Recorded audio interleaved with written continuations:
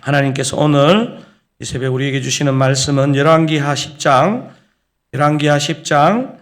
1절에서 24절까지 말씀을 보겠습니다. 구약 성경 578면입니다. 원래 오늘 본문이 18절까지인데 오늘 오히려 18절부터 24절까지를 좀 중심으로 볼 건데요. 조금 길지만 제가 열왕기하 10장 1절, 여러분이 2절 교독하면서 24절까지 그렇게 읽도록 하겠습니다. 좀 긴데 본문 집중해서 읽도록 하겠습니다. 제가 먼저 1절 읽도록 하겠습니다. 아합의 아들 70명이 사마리아에 있는지라 예후가 편지들을 써서 사마리아에 보내서 이스라엘 귀족들 곧 장로들과 아합의 여러 아들을 교육하는 자들에게 전하니 일러스되 너희 주의 아들들이 너희와 함께 있고 또 병거와 말과 견고한 성과 무기가 너희에게 있으니 이 편지가 너희에게 이르거든 너희 주의 아들들 중에서 가장 어질고 정직한 자를 택하여 그의 아버지의 왕자에 두고 너희 주의 집을 위하여 싸우라 하였더라. 그들이 심히 두려워하여 이르되 두 왕이 그를 당하지 못하였거든 우리가 어찌 당하리요 하고 그 왕궁을 책임지는 자와 그 성읍을 책임지는 자와 장로들과 왕자를 교육하는 자들이 예후에게 말을 전하여 이르되 우리는 당신의 종이라 당신이 말하는 모든 것을 우리가 행하고 어떤 사람이든지 왕으로 세우지 아니하리니 당신이 보기에 좋은 대로 행하라 한지라.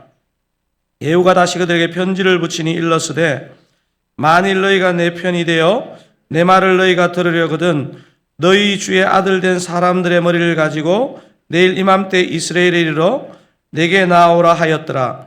왕자 70명이 그 성읍의 귀족들 곧 그들을 양육하는 자들과 함께 있는 중에 편지가 그들에게 이르매 그들이 왕자 70명을 붙잡아 죽이고 그들의 머리를 왕주리에 담아 이스라엘 예후에게로 보내니라. 사자가 와서 예후에게 전하여 이르되 그 무리가 왕자들의 머리를 가지고 왔나이다. 이르되 두 무더기로 쌓아 내일 아침까지 문 어귀에 두라 하고 이튿날 아침에 그가 나가서서 뭇백성에게 이르되 너희는 의롭도다. 나는 내 주를 배반하여 죽였거니와 이 여러 사람을 죽인 자는 누구냐? 그런즉 이제 너희는 알라. 곧 여호와께서 아합의 집에 대하여 하신 말씀은 하나도 땅에 떨어지지 아니하리라. 여호와께서 그의 종 엘리야를 통하여 하신 말씀을 이제 이루셨도다 하니라. 예후가 아합의 집에 속한 이스라엘에 남아있는 자를 다 죽이고 또 그의 귀족들과 신뢰받는 자들과 제사장들을 죽이되 그에게 속한 자를 하나도 생존자를 남기지 아니하였더라. 예후가 일어나서 사마리아로 가더니 도중에 목자가 양털 깎는 집에 이르러 예후가 유다의 왕 아하시아의 형제들을 만나 묻되 너희는 누구냐 하니 대답하되 우리는 아하시아의 형제라. 이제 왕자들과 태후의 아들들에게 문안하러 내려가노라 하는지라. 이르되 사로잡으라 하매 곧 사로잡아 목자가 양털 깎는 집 웅덩이 곁에서 죽이니 42명이 하나도 남지 아니하였더라. 예후가 거기에서 떠나가다가 자기를 맞이하러 오는 레갑의 아들 요나답을 만난지라. 그의 안부를 묻고 그에게 이르되 내 마음이 내 마음을 향하여 진실한가 같이 내 마음도 진실하냐 하니 요나답이 대답하되 그러하니이다. 이르되 그러면 나와 손을 잡자. 손을 잡으니 예후가 끌어 병거에 올리며 이르되 나와 함께 가서 여호와를 위한 나의 열심을 보라 하고 이에 자기 병거에 태우고 사마리아에 이르러 거기에 남아있는 바 아합에게 속한 자들을 죽여 진멸하였으니 여호와께서 엘리야에게 이르신 말씀과 같이 되었더라. 예후가 뭇백성을 모으고 그들에게 이르되 아합은 바알을 조금 섬겼으나 예후는 많이 섬기리라. 그러므로 내가 이제 큰 제사를 바알에게 드리고자 하노니 바알의 모든 선지자와 모든 섬기는 자와 모든 제사장들을 한 사람도 빠뜨리지 말고 불러 내게로 나오게 하라. 모든 오지 아니하는 자는 살려두지 아니하리라 하니 이는 예후가 바알 섬기는 자를 멸하려 하여 계책을 씀이라. 예후가 바알을 위하는 대회를 거룩히 열라 하며 드디어 공포되었더라.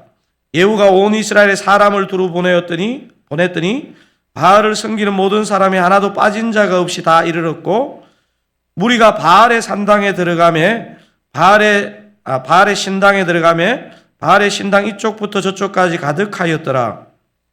예후가 예복 맡은 자에게 이르되 예복을 내다가 바알을 섬기는 모든 자에게 주라 하며 그들에게로 예복을 가져온지라.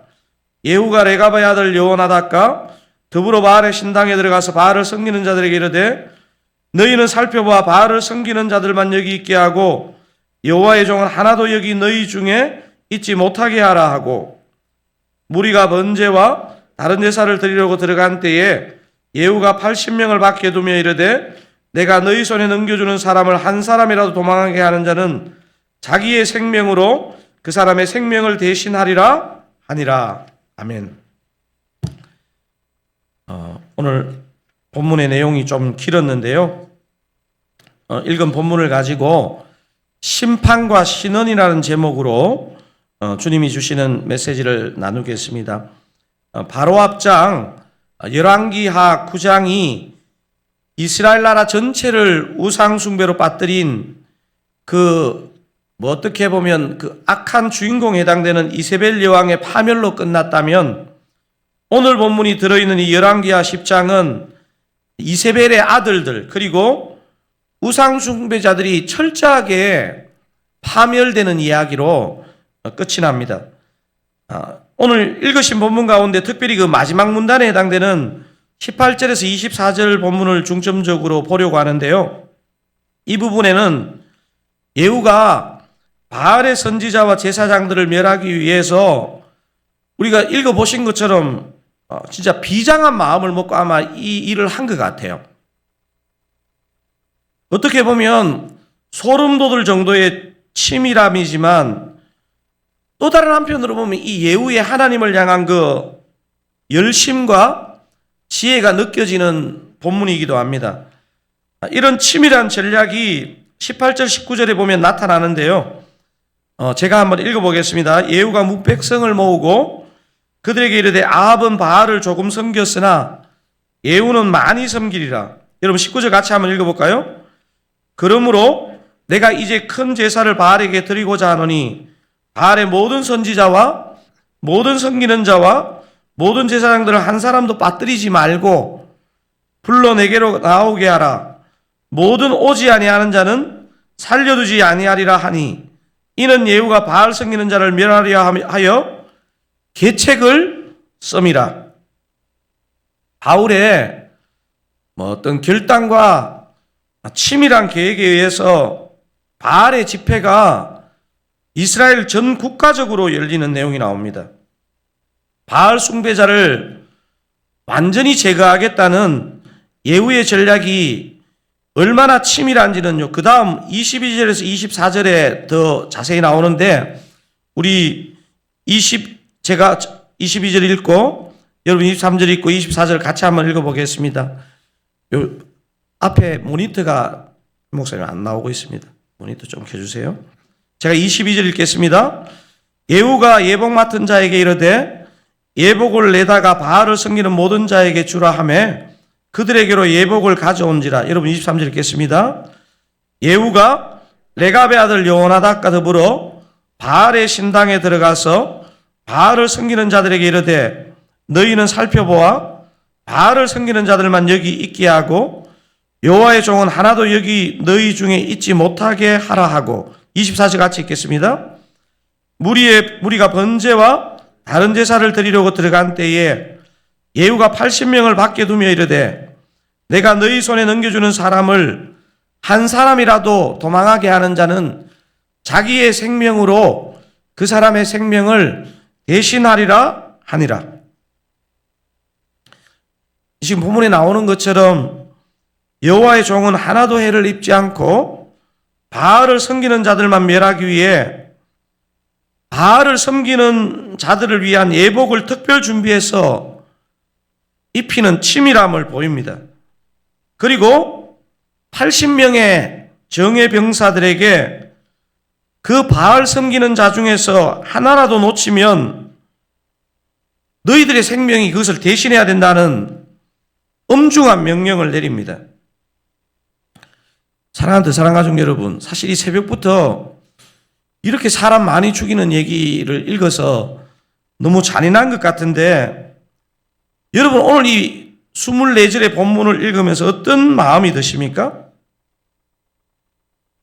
저는 아무리 생각해봐도 하나님 섬기는 국가를 영적으로 어지럽게 한 바알 숭배자들을 하나님이 심판하시는 이런 어떻게 보면 영적으로 정말 이 땅에서 거의 다 척결하는 같은 이런 모습보다는 오히려 하나님 제대로 믿는 사람이 쫓기고 핍박당하고 무시당하는 그런 현실이 훨씬 우리 삶에서 많지 않은가 하는 생각이 듭니다.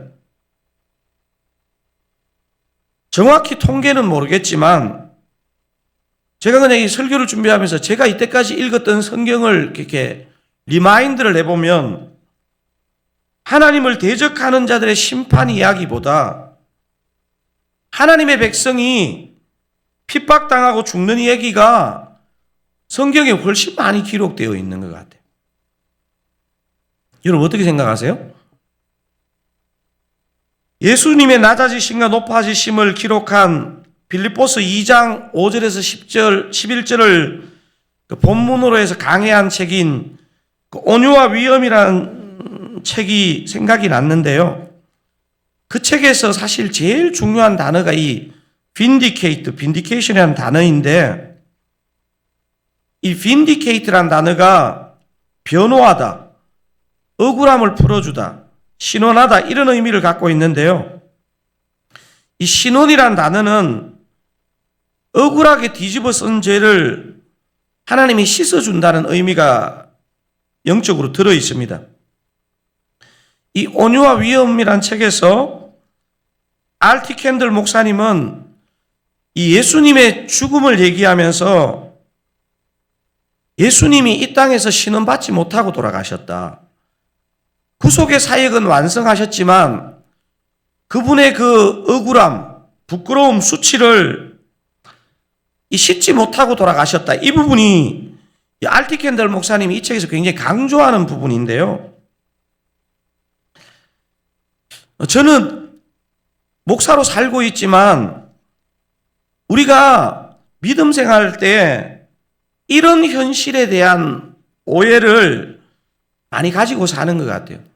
내가 진짜 믿음으로 살면 오늘 본문에 나오는 열왕기야 10장처럼 하나님 잘 믿는 사람 조롱하고 핍박하는 우상 숭배자들, 악한 사람들 모조리 심판하고 하나님이 신원해 주실 것이다. 이렇게 믿는 것 같아요. 그런데 이 R.T. 캔들 목사님이 빌립보서 2장 1절에서 10절을 가지고 너희의 구주의 삶을 봐라. 그렇지 않다. 억울함을 풀지 못하고 우리의 구주가 돌아가셨다는 거예요. 여러분 그런 묵상해 보셨습니까?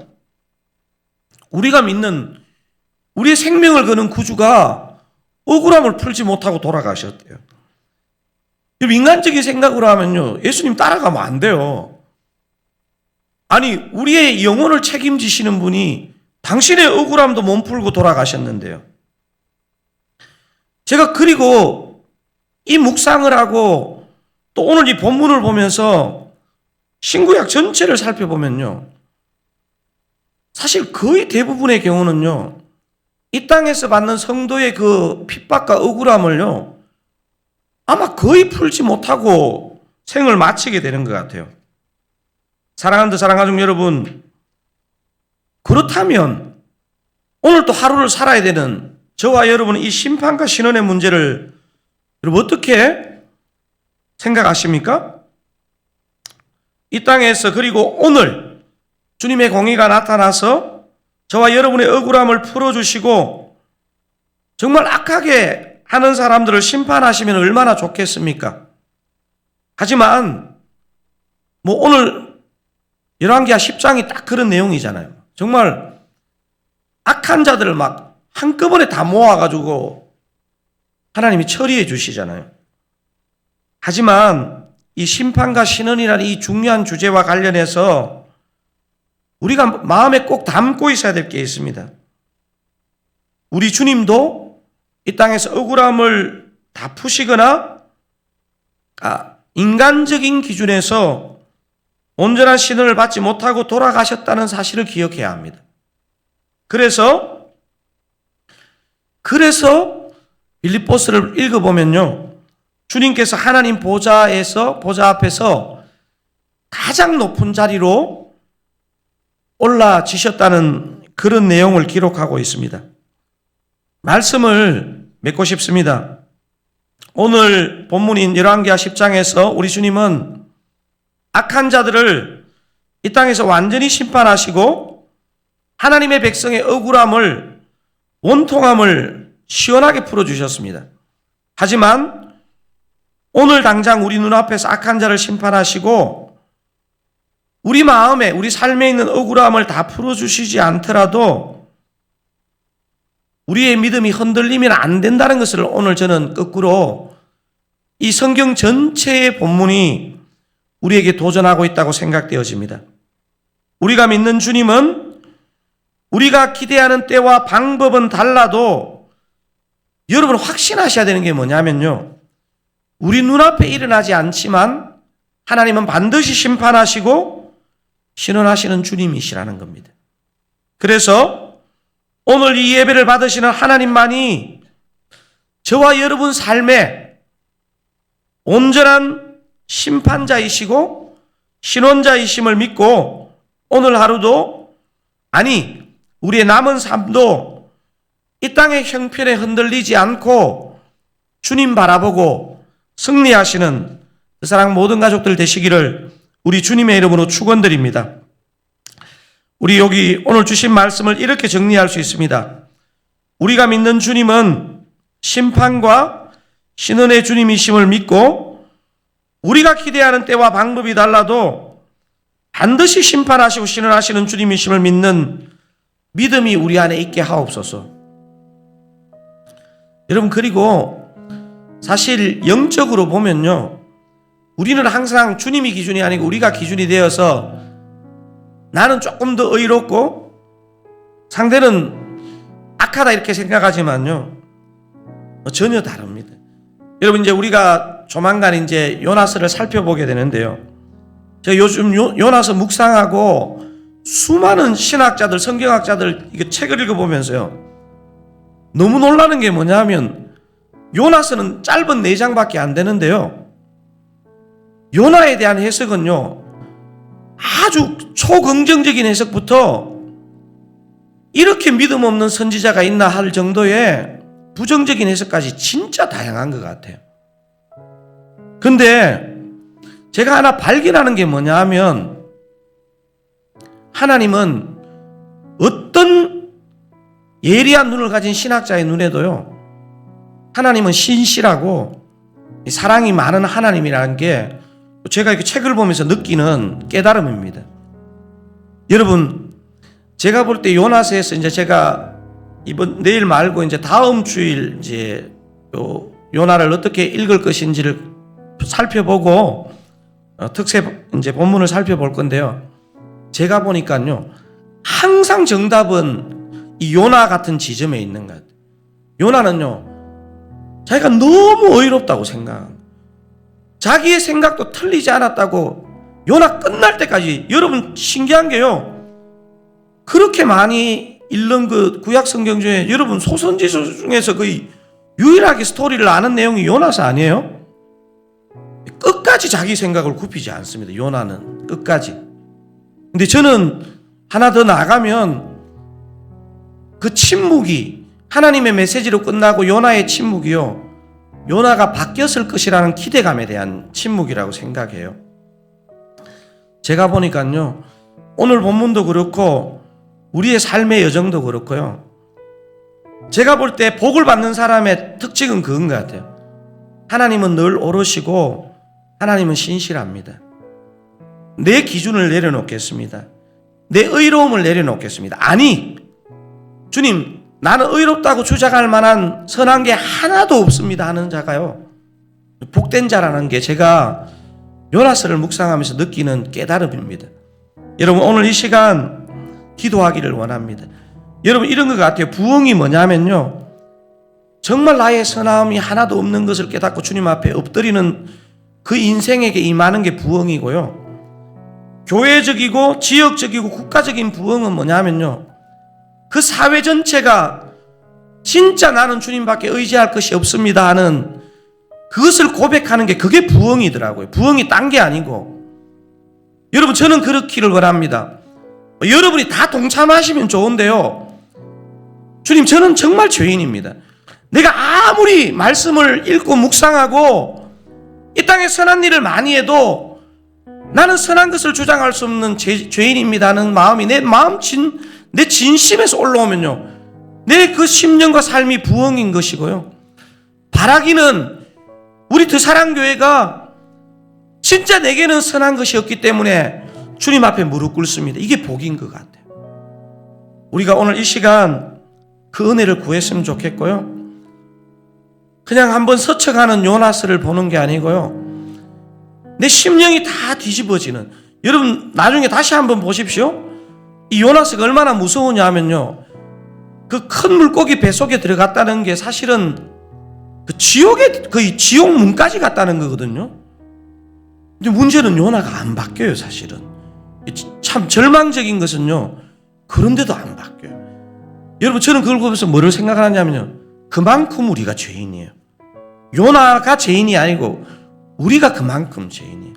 여러분, 오늘 이 말씀 가지고 우리가 기도하고요, 사실 저는 어떻게 보면요, 그 말씀에 대한 깨달음이 우리 남은 평생에 고백이 되고 기도가 되어서 내 자신을 위해서 기도하고, 우리 자녀를 위해서 기도하고, 우리 드사랑교회 다음 세대를 위해서 기도하고, 우리 드사랑교회가 그런 겸손한 심령으로, 가난한 심령으로 서는 교회가 되게 해달라고 기도하는 교회가 되게 해야 될 줄로 믿습니다. 우리 오늘 이 말씀 붙잡고 한번 정말 이 고백이 시작이 되게 해달라고 기도하기를 원합니다. 오직 심판자와 신원자는 주님이심을 믿고 우리가 심판자와 신원자가 되지 아니하고, 주님, 우리는 죄인입니다. 주님만이 주님이심을 믿습니다. 그렇게 기도하기를 원합니다. 기도하시겠습니다. 하나님 아버지, 감사합니다. 저는 죄인입니다. 저에게는 아무리 눈을 씻어봐도 선한 것 하나 없습니다.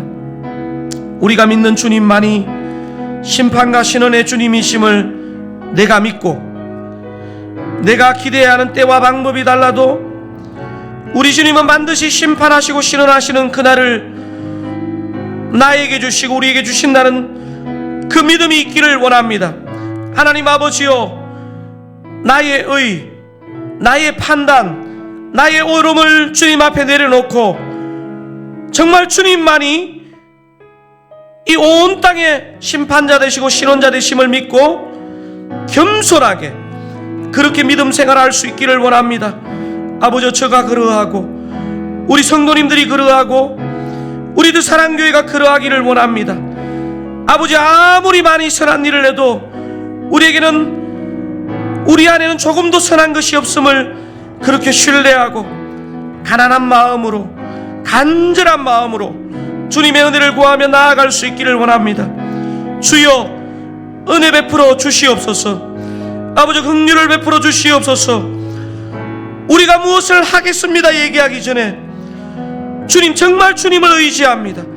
주님의 뜻을 보여주시고 주님, 우리 가운데 심령의 회개와 부흥이 있게 하여 주시옵소서. 우리 한 5가지 큰 기도 제목 가지고 기도하기를 원합니다. 내일 주일 예배 위해서 기도했으면 좋겠습니다. 교회와 공동체 시리즈 설교 3번째 시간인데요, 주님께서 이 교회와 공동체의 영광스러움을 보여주시고 주님의 보혈을 덮어주시고 씻어주시며 주님의 영으로 넘치게 기름 부어주옵소서. 내일 예배를 위해서 기도했으면 좋겠고요. 풍삼초 3기가 진행되는데 참된 복음의 나눔과 역사가 일어나게 하옵소서 위해서 기도하고요. 3번째, 이제 가을 특세가 한 주 남았습니다. 이어지는 새생명 축제 가운데 정말 주님의 마음을 헤아리고 한 영혼을 향한 마음이 우리 안에서 일어나기를 원합니다. 우리 암 환우들, 어려운 시간 보내는 성도님들, 우리 지금 토세 때 여러 주에 걸쳐서 계속 같이 기도하고 있는데요. 이 외에도 우리 가족이나 순원이나 지체들 가운데 어려움 겪는 순원들이 있다면 기도하고요. 제가 사실은 1, 2, 3, 4 이렇게 번호를 매기고 5번 기도 제목이 제가 본문을 묵상하면서 나온 기도 제목이에요. 말이 필요 없고요. 사랑교회 모든 성도님들, 모든 사역을 우리 주님이 긍휼히 여겨주시고 은혜의 문을 활짝 열어주시지 않으면요, 우리는 한 사람도 은혜 받을 사람이 없습니다. 진짜 바라기는 우리 여기에 모인 한 사람 한 사람이 진짜 겸손하게 가난하게 주님 앞에 엎드리고 주님 은혜 주셔야 삽니다. 오늘 하루도, 내일 예배도, 오늘 앞에 나왔던 4가지 기도 제목도 주님 은혜 주셔야 됩니다 하는 그런 마음으로 우리 기도하고 또 개인의 기도 제목 가지고 기도하고 여전히 주님 찾는 자에게 은혜 주시는 주님이심을 믿고 오늘 이 시간 간절하게 기도하고 오늘 하루 승리하시기 바랍니다. 기도하시겠습니다. 주님, 내일 주일 예배를 주님 손에 올려드립니다. 주님, 주님의 보혈로 온전히 덮어주시고 씻어주시며 주님의 영으로 넘치게 기름 부어주셔서 아버지와 교회 공동체 시리즈 3번째 말씀을 전하고 나눌 때에 우리 가운데 참된 은혜가 있고 위로와 힘과 능력을 입게 하옵소서. 하나님 아버지, 이 말씀이 전혀 들리지 않는 성도라 할지라도 주의 긍휼과 은총의 그 범주 안으로 들어올 수 있도록 주님 은혜 베풀어 주시옵소서. 풍삼초 3기를 통해서 아버지여, 드사랑교회 안과 밖에서 참된 복음의 나눔과 역사와 주님의 은총이 임하기를 원합니다. 아버지여, 가을 특세와 이어지는 새생명 축제 그 준비 가운데 주님이 하실 일에 대한 기대감이 회복되고 한 영혼을 향한 그 마음이 불같이 일어나게 하옵소서. 아버지, 저부터 준비하는 모든 손길 가운데 주님 앞에 온전하게 가난하게 엎드리게 하옵소서. 암환우를 포함한 어려운 우리 성도님들에게 오늘 이 시간도 찾아가셔서 참된 위로, 참된 말씀, 참된 역사를 허락하옵소서. 이정주 수장님 췌장암 수술 받으실 수 있도록 암 사이즈와 암 수치가 아버지 범주 안에 떨어질 수 있도록 은혜 베풀어 주시옵소서. 박정임 집사님 모친 뇌종양 치료와 아버지 그 심령 가운데 은혜가 임하기를 원합니다. 아버지, 성영 집사님 붙인 전립선암과 그 심령에 은혜가 임하기를 원합니다. 이미선 집사님 남편 김태균 성도님 림프암 방사선 치료 가운데 은혜 베푸시고 아버지여, 그 치료의 효과가 나타나고 원바람이 발견되고 성령의 치유하심과 역사하심이 나타나게 하여 주시옵소서. 쌍둥이 태아를 모두 잃게 된 강선비 자매, 최성진 형제, 아버지 그 시댁 위로하시고 주님 은혜 베풀어 주시기를 원합니다. 아버지, 담임 목사인 저부터 그 사랑의 모든 리더들과 성도님들에게 우리 주님의 긍휼과 은총이 임하기를 원합니다. 주여, 우리 안에 진짜 하나님 외에는 소망이 없다는 것을 믿는 믿음이 있고 가난함이 있고 겸손함이 있고 간절함이 있을 수 있기를 원합니다. 주님 앞에 엎드릴 수 있기를 원합니다. 주여 은혜 베풀어 주시기를 원합니다. 아버지여, 우리에게 겸손한 마음 주시옵소서. 가난한 마음 주시옵소서. 간절한 마음을 주시옵소서. 아버지, 니느웨의 백성들에게 주셨던 그 회개의 은총이 오늘 이 한국 땅에도 우리들 사랑교회도 오늘 기도하는 우리의 심령 가운데도 임하게 하여 주시옵소서. 주님 은혜 베풀어 주시옵소서. 은혜 베풀어 주시옵소서. 아버지,